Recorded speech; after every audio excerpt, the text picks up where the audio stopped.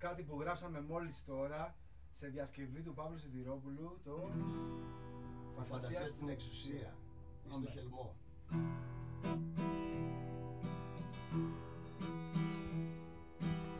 Οι μπαγλαμάδες να παίζουν πλάνετ και οι μποφίλιου διπλοπενιές. Ο Πασχαλίδης να παίζει ρέγγε και ο Σοκράτης σκληρές ροκές, σκληρές ροκές.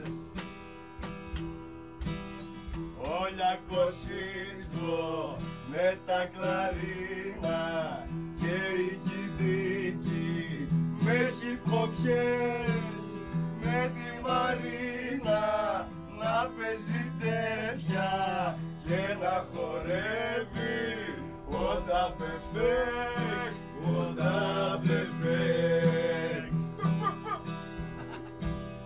Με τραποφίβος απ' την ταράτσα και η Ιουλία να δίνει μέρτς, pop μουσικούλα απ' το πιστιόλι κι social waste, λούσα και flex.